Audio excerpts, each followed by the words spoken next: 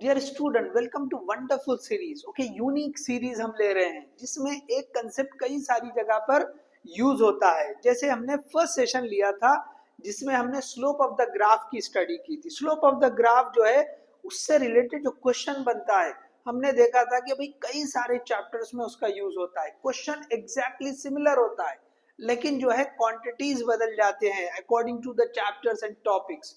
तो एक ही question multi places, okay, many places पे जो है वो यूज हो रहा है। तो वन कंसेप्ट मेनी एप्लीकेशन, ये जो है हमारी सीरीज का थीम है। अब देखिए नेक्स्ट आज के सेशन में हम जो कवर कर रहे हैं वो एरिया अंडर द ग्राफ। फिर से एक ग्राफ से रिलेटेड जो कंसेप्ट है उसी को हम ले रहे हैं। तो आज के जो सेशन में हम पढ़ रहे हैं, so that is we are having area under the graph. तो स्टार्ट करते हैं सेशन को। ओके, तो सबसे पहले हम जो फिर से काइनेमेटिक्स पे जाते हैं। जैसे हमने स्लोप ऑफ द ग्राफ में भी कहां से स्टार्ट किया था, काइनेमेटिक्स से स्टार्ट किया था। तो देखिए यहाँ पे काइनेमेटिक्स में जो ग्राफ है, ओके, तो वेलोसिटी टाइम या स्पीड टाइम वाला भी आप ले सकते हैं, ये वाला ग्राफ। अब देखिए इस ग्राफ को देखकर वो आपसे पूछेगा what will be the area. So देखिए आपको ये क्लियर है कि एरिया वाली क्वांटिटी को कैसे पता करेंगे। तो एरिया वाली क्वांटिटी, चलिए रिवाइज करने के लिए मैं लिख देता हूं एरिया। ओके, सो एरिया वाली क्वांटिटी, ओके, ये जस्ट हमें अच्छे से याद रहे उसके लिए लिख देना। तो ये जो है ना प्रोडक्ट, ओके, जो वाई एक्सिस पे होगा इनटू, ओके, ये जो है किससे आएगी, product of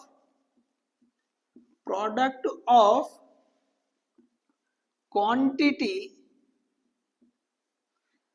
eight Y axis and X axis. Okay, X axis. तो इन दोनों के प्रोडक्ट से जो क्वांटिटी आएगी, ओके, वो एरिया वाली क्वांटिटी होगी, वो एरिया वाली क्वांटिटी होगी। चलो बताओ यहाँ पे क्या होगा। अगर हमने ये इसका एरिया पता करना है तो एरिया वाली क्वांटिटी कौन सी होगी, वेलोसिटी इनटू टाइम। तो सिंपली डिस्प्लेसमेंट हो जाएगा। So displacement is equal to, you will get, this is the velocity into time। Okay, यहाँ पे मैं सिंपली लिख देता हूँ this is v into t। तो ये आपने डिस्प्लेसमेंट लिख दिया। तो ये जो है आपको एरिया वाली क्वांटिटी आ गई। तो अब आपसे पूछेगा okay what will be the displacement for the given velocity time graph. तो आपको इस ग्राफ में जितना एरिया कवर किया है वो पता करना है। ओके, अब देखिए कैसे करेंगे। तो यहाँ पे ये एक शेप दे दिया। अब कोशिश करें सिंपली आप उसको स्क्वायर, रेक्टेंगल और ट्रायंगल ऐसे इसमें कन्वर्ट कर ले। तो यहाँ पे अगर मैं देखूं तो ये मेरे को एक ट्रायंगल, सॉरी रेक्टेंगल मिल जाएगा जिसको मैं 1 बोल देता हूँ शेप, और ये दूसरा शेप आपको ट्रायंगल मिल जाएगा। तो हम यहाँ पे लिखेंगे this displacement will be, okay, a1 plus a2। तो आपको क्या पहले याद होना चाहिए, ओके, जो वेलोसिटी टाइम ग्राफ होता है उसका एरिया डिस्प्लेसमेंट होता है। तो आप यहाँ पे नोट कर सकते हैं area of VT graph, area of VT graph is displacement. इस तरह से आपको ये पता होना चाहिए। तो मैंने आपको बता भी दिया कि कैसे आएगा। तो सिंपली प्रोडक्ट लेंगे इन दोनों का।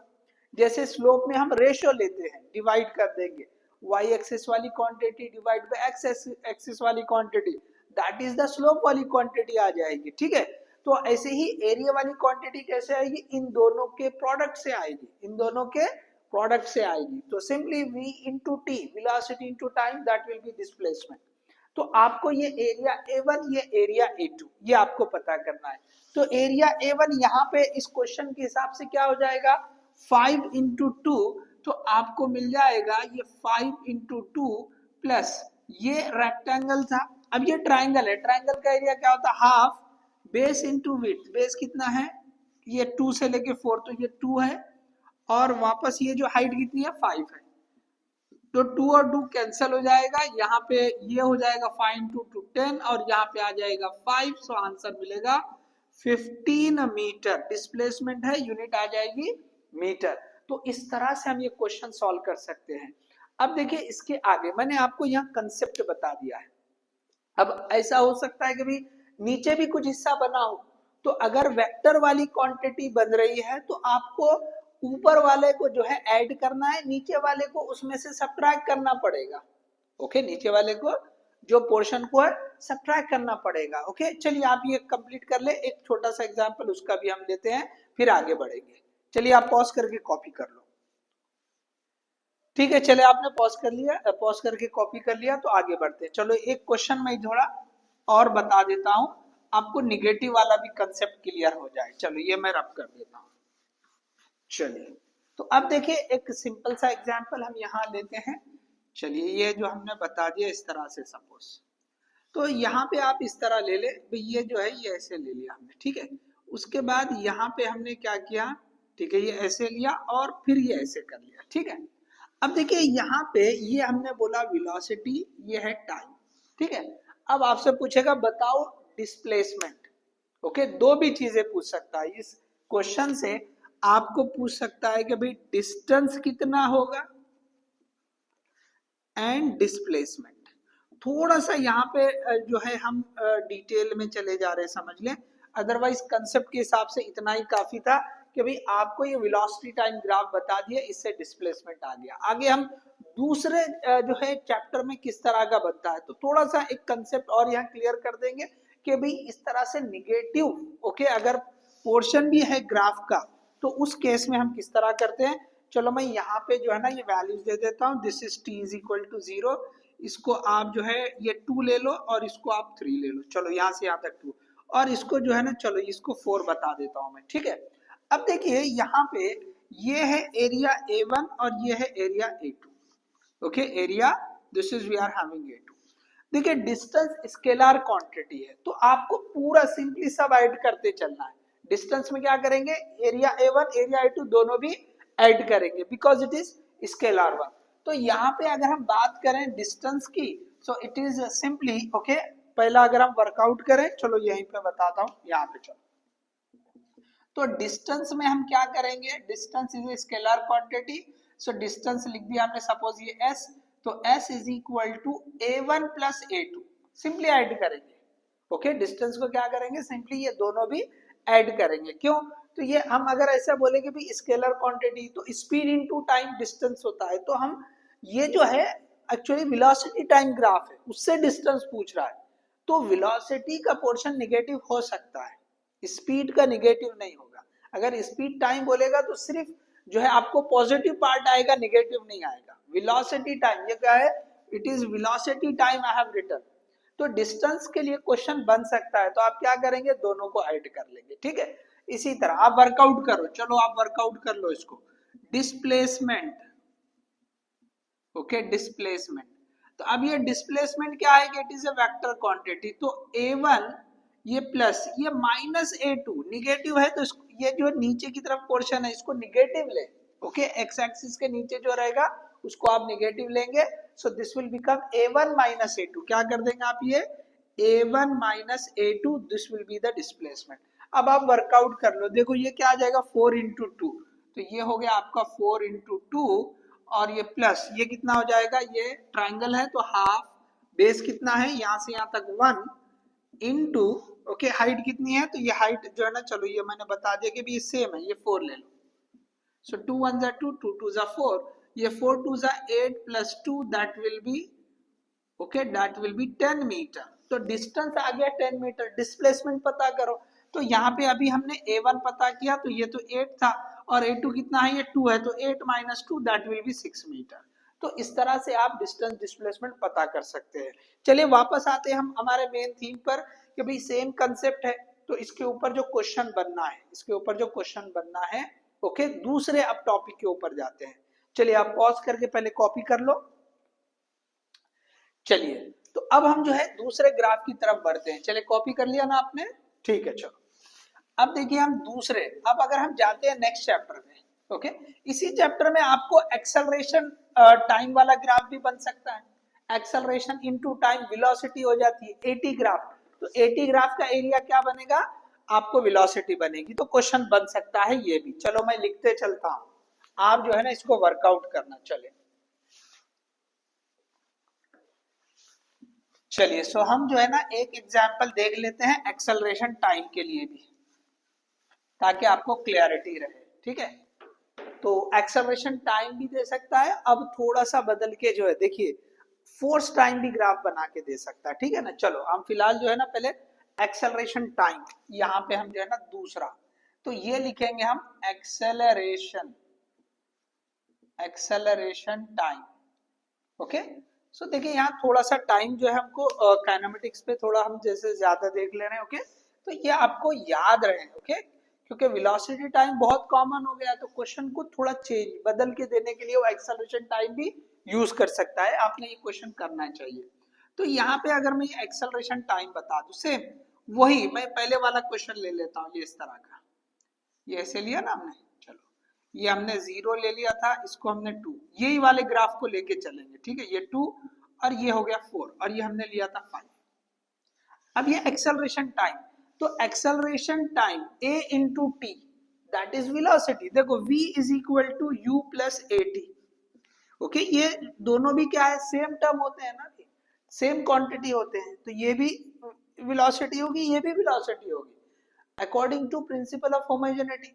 किसी भी इक्वेशन के जो टर्म्स होंगे they are having they are the same quantity या they are having same dimension, ऐसा पढ़ा है आपने। ठीक है ना, तो यहाँ पे अगर हम चलो और आसान कर लेते हैं, अगर कोई ऑब्जेक्ट इनिशियली रेस्ट में है तो आप u क्या लेते हैं, 0 ले लेते हैं। तो अगर u 0 मान लिया तो अब देख लीजिए v is equal to A T, और आपने कई सारी जगह पे इसको यूज कर लिया है। ठीक है, अगर किसी को नहीं पता था तो वो इस तरह से देख सकते हैं। तो velocity is equal to acceleration into time. तो यहाँ पे क्या क्लियर हो रहा, ये दोनों क्वांटिटी के प्रोडक्ट से हमको एरिया वाली क्वांटिटी आती है, मतलब 80 ग्राफ अगर होगा सो उसका एरिया क्या आएगा, वेलोसिटी आ जाएगी। तो यहाँ पे चलिए मैं लिखता हूं area of acceleration time graph, 80 graph is okay, 80 graph is velocity, 80 graph is velocity। तो अब सेम देखो क्वेश्चन सेम है, आप आंसर तो बदलने वाला नहीं, जो आंसर पहले आया था वो अभी भी आने वाला है। तो मैंने आपको बोल दिया कि भाई आप क्वेश्चन सिर्फ जो है ना वो जगह बदल दिया, टॉपिक बदल दिया है, टॉपिक बदलेगा चैप्टर बदलेगा। चलिए एक और देखते हैं हम इसी तरह से, तीसरा मैं यहाँ लिखता हूँ, ग्राफ ये यूज करूंगा, सेम क्वेश्चन आप देखते चलना, आप जो है ना टॉपिक के हिसाब से देखते चलना। ओके, उस वाले टॉपिक में जाके जो है कोई भी आपकी प्रैक्टिस वाली बुक में से क्वेश्चन करना, तो प्रोसीजर वो ही रहेगा। ओके, तो इसलिए मैं अगर सेम ग्राफ लेके चलूंगा तो आपको क्लियर होगा कि हाँ ये क्वेश्चन जो है ना ये दूसरे चैप्टर में इस तरह बन सकता है। ओके, चलो आगे बढ़ते हैं। अब तीसरा मैं यहाँ पे एग्जाम्पल लेता हूँ। अब देखिए काइनेमेटिक्स से आगे थोड़ा अगर चले जाएंगे तो laws of motion, laws of motion में भी इससे रिलेटेड क्वेश्चन बनता है, एग्जाम में भी पूछा है। तो यहाँ पर हम तीसरा ग्राफ ले रहे हैं। ओके, लॉज ऑफ मोशन में दो तरह की पॉसिबिलिटी है, एक है कि भाई चेंज इन मोमेंटम के लिए पूछ सकता है, और चेंज इन मोमेंटम को ही हम इम्पल्स कहते हैं। तो दो तरह का ग्राफ हम पूछ सकता है। तो यहाँ पे मैंने ले लिया ओके इस तरह से, तो ये लिया हमने फोर्स और ये लिया हमने टाइम। फिर से मैंने क्या बोला कि मैं ग्राफ जो है ना ऐसा ही लूंगा। ठीक है ना, चलो ये मैंने ऐसे ग्राफ सेम ले लिया। ठीक है, ये सेम ग्राफ ले लिया मैंने। ठीक, तो ये मैंने मान लिया कि 5 है और ये 0 है, यहाँ पे ये 2 मान लिया और ये 4 मान लिया। तो अब देखिए सेम क्वेश्चन है, अब एक्सेलरेशन की बजाय मैंने फोर्स लिख दिया है। ओके, फोर्स लिखा है। अब एफ टी ग्राफ, अब एफ इंटू टी क्या होता है, थोड़ा सा आप सोचे। सो that is change in momentum, और दूसरा जो टर्म पढ़ा आपने impulse. Okay, impulse. Okay, force acting for very short interval, spike जो होते हैं बहुत ही छोटे से टाइम के लिए जो फोर्स एक्ट होती है that is called as impulse. जैसे एग्जाम्पल आपने पढ़ा था क्रिकेटर, ओके, जो बैट्समैन होता है वो हिट कर रहा है। ओके, जैसे गेंद आई, बॉल आया है, ओके, बॉलर ने जो है बॉल डाली है तो जैसे हिट कर रहा है, सो that is fraction of the second. Okay, तो जो फ्रैक्शन ऑफ सेकेंड के लिए बहुत ही छोटे टाइम के लिए फोर्स लग रही है, तो force into that duration, that product is called as impulse. और इसी को जो है चेंज इन मोमेंटम भी डिफाइन किया जाता है। तो देखो चेंज इन मोमेंटम इसका जो आएगा आप दो तरीके से याद रखो, area of F T graph is change in momentum, okay, change in momentum. तो चेंज इन मोमेंटम, कौन सा मोमेंटम? सिंपली मोमेंटम बोलेंगे तो लीनियर मोमेंटम रहेगा, okay, change in linear momentum. तो यहाँ पे हम लिखेंगे this is the delta P, so that will be equal to F into T. आप वर्कआउट करके देख लो, ओके, वर्कआउट करके देख लो। देखो यहाँ पे ये जो चेंज इन मोमेंटम या सिंपली चेंज इन मोमेंटम की वैल्यू को पी लिख दिए तो P is equal to F into T भी होता है, ओके। कितना मोमेंटम चेंज हुआ? तो हमने बोला कि P मोमेंटम चेंज हुआ, समझ में आ रहा है? तो अगर हम वैसा लिखे तो P is equal to F T, ठीक है। या ये ड्यूरेशन को आप डेल्टा टी लिखो कि भाई इतने टाइम में इतना मोमेंटम चेंज हुआ, डेल्टा टी टाइम में डेल्टा पी मोमेंटम चेंज हुआ। तो delta P by delta T that is force according to second law of Newton, actual जो लॉ सेकंड जो लॉ ऑफ मोशन है, okay. Change in momentum with respect to time is defined as force. तो वही तो equation बन रही है। तो यहाँ पे हमने लिखा कि भी फोर्स इनटू टाइम, ये जो प्रोडक्ट होगा that is change in momentum. आप वर्कआउट कर सकते हैं। फोर्स को आप लिख दो, ओके। फोर्स को क्या लिखेंगे? मास इनटू एक्सेलरेशन। एक्सेलरेशन को क्या लिखेंगे आप? v into T, okay, sorry, velocity divide by time, okay, v by T लिखोगे तो टी टी कैंसिल होगा, ओके। चलो मैं यहाँ बताता हूँ आपको, चलो यहाँ पे आप देख लो। देखो फोर्स को क्या लिख सकते हैं हम? मास इनटू एक्सेलरेशन, ये T as it is, mass into acceleration क्या होगा? तो v बाय टी होगा इनटू टी। तो ये टी टी कैंसिल, ये mv, तो mv क्या हो गया? That is momentum, okay. Dimension किसकी आएगी? मोमेंटम की आएगी। तो ये जो है आप लिख सकते हैं कि भाई जो फोर्स और टाइम ग्राफ होती, फोर्स टाइम ग्राफ, इसका जो एरिया आएगा चेंज इन मोमेंटम। तो आपको सिंपल क्वेश्चन क्या पूछेगा? Find the change in momentum for the given graph. तो आपको क्या करना है? उस ग्राफ का एरिया लेना है, ओके। चलिए इसी तरह से दूसरा पॉइंट इसी के ऊपर पूछ सकता है, area of ft, okay, area of ft graph is impulse, okay. So impulse को ही हम चेंज इन मोमेंटम से भी डिफाइन कर सकते हैं। क्वेश्चंस बहुत सारे बनते हैं, ठीक है। इम्पल्स देके आपको चेंज इन मोमेंटम पूछेगा क्योंकि वही तो चेंज इन मोमेंटम होता है, ठीक है। कभी आपको बताएगा भी स्पीड में चेंज आ रहा है, काइनेटिक एनर्जी बदल के बताएगा, तो आपको उस कंसेप्ट से मोमेंटम पता करना है। चेंज इन मोमेंटम ही क्या होगा? इम्पल्स होगा। तो क्वेश्चन दोनों तरह के बनते हैं इम्पल्स के ऊपर। अब जैसे आप न्यूमेरिकल सॉल्व करेंगे तो एक ये इस तरह से भी आ सकता है, फोर्स इनटू टाइम, और दूसरा जो है ना लीनियर मोमेंटम के थ्रू देगा वो। तो मोमेंटम में चेंज मतलब अगर वेलोसिटी, स्पीड बदल रही है, ओके, सॉरी, वेलोसिटी अगर बदल रही है, ओके, तो आप क्या बोलेंगे? वहां मोमेंटम चेंज हो रहा है। तो चेंज इन मोमेंटम ही तो पता करना है, that is equal to impulse. तो यहाँ पे आपको ये जो क्वेश्चन है सेम आपको चेंज इन मोमेंटम भी बोल के पूछ सकता है या फिर इम्पल्स बोलकर भी पूछेगा, ठीक है। तो ये हो गया लॉज ऑफ मोशन में आपको किस तरह क्वेश्चन बनेगा। आप जाके देख लीजिए, पीवाईक्यू भी मिलेगा, आप जाके चेक कर लो, ठीक है। चलो आगे बढ़ते हैं, पॉज करके आप कॉपी करो, एक और एग्जाम्पल देखेंगे। कर लिया कॉपी? चलो अब आगे बढ़ते हैं नेक्स्ट चैप्टर पे, ओके। नेक्स्ट चैप्टर आता है आपका वर्क एनर्जी पावर, ठीक है, वर्क एनर्जी पावर। अच्छा सॉरी, ये मैंने रब कर दिया, हमको ये यूज करना था। फिगर मैं एक ही यूज कर रहा हूं, आपको जो है टॉपिक बदल दे रहा हूं बस मैं, ठीक है।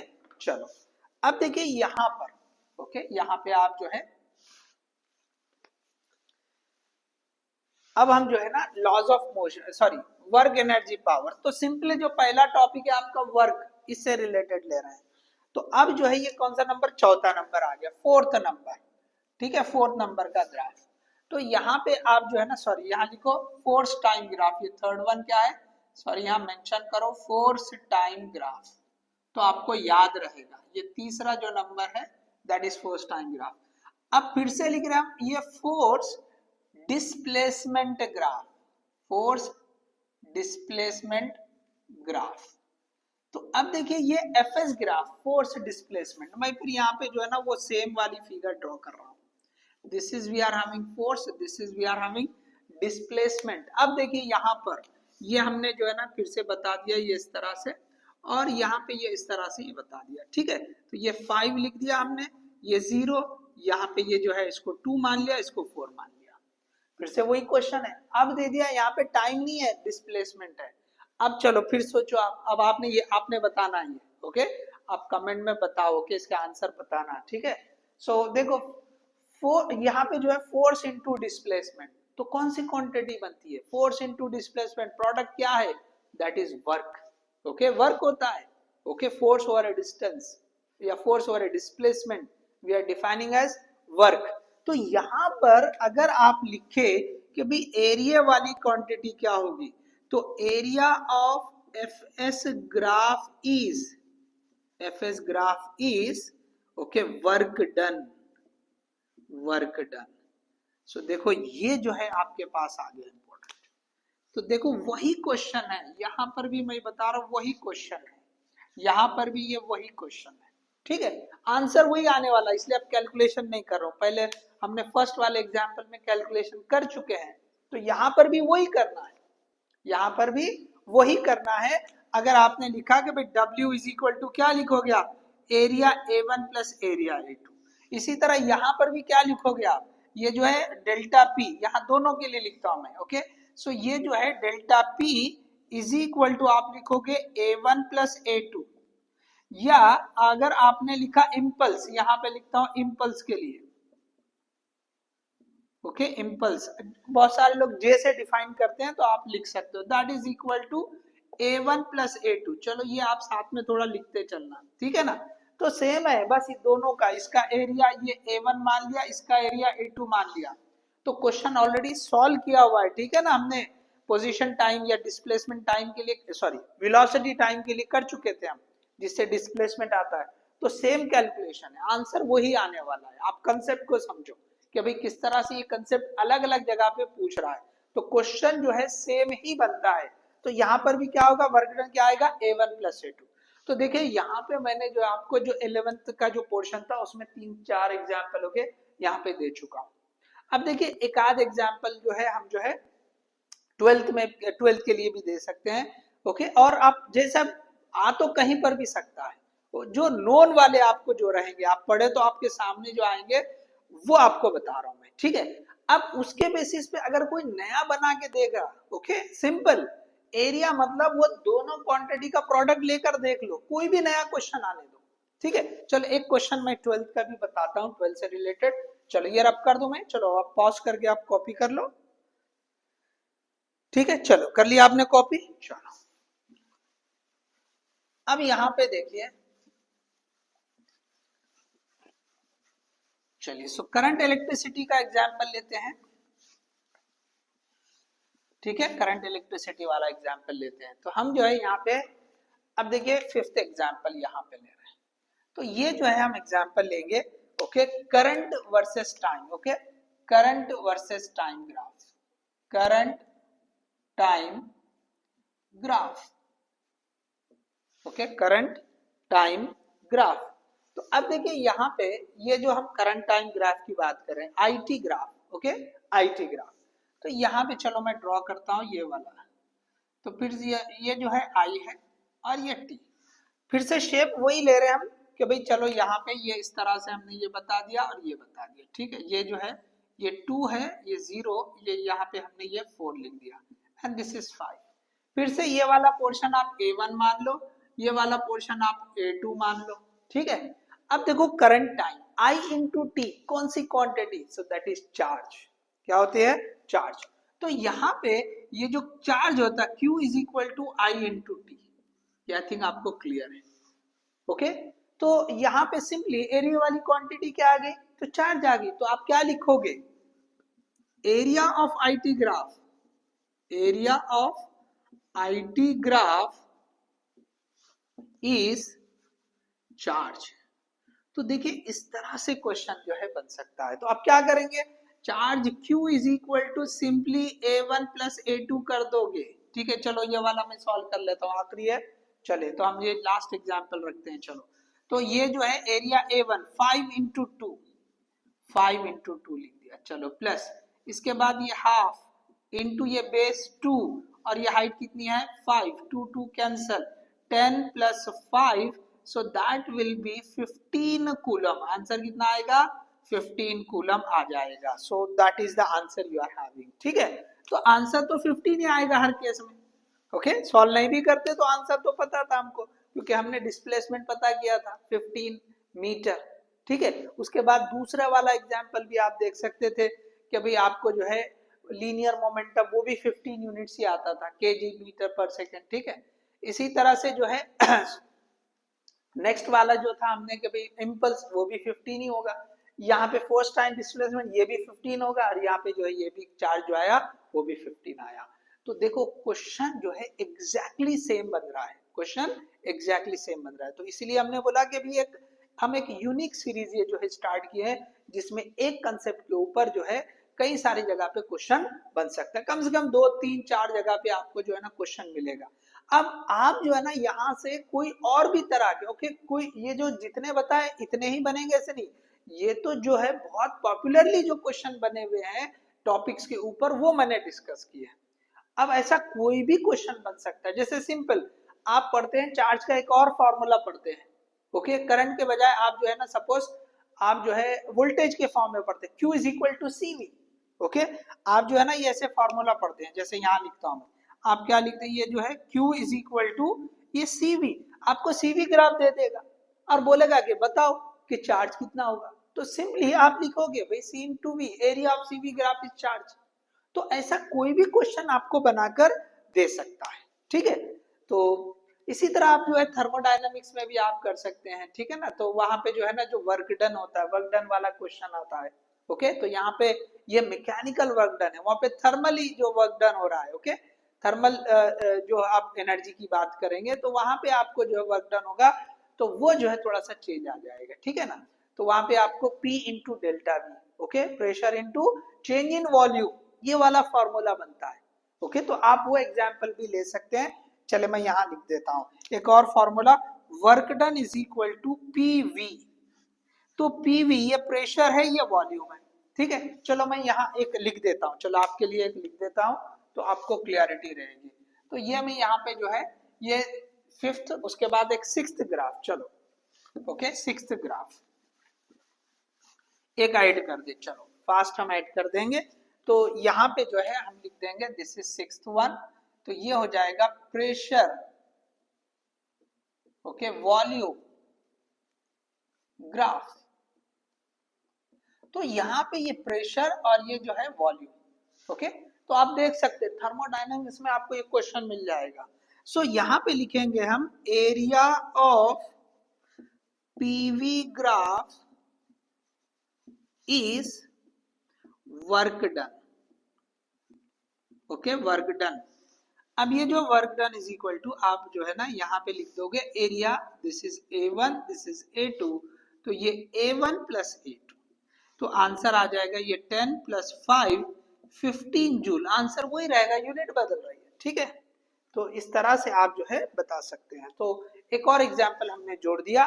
So hope you understood this one. अगर कुछ डाउट है तो आप कमेंट कर सकते हैं। Okay, so definitely I will reply for the comment. Okay, so hope you enjoy this session. देखिए बहुत इंपॉर्टेंट, जैसे मैंने बोला है कि ये सीरीज जो हम ले रहे हैं, अब आपको खुद इससे अंदाजा आ चुका होगा कि भाई देखो एक ही सेम क्वेश्चन, ओके, अब आपको ये क्वेश्चन अब बदल के देगा, बस ग्राफ बदल के देगा, बस एरिया तो फाइंड करना है।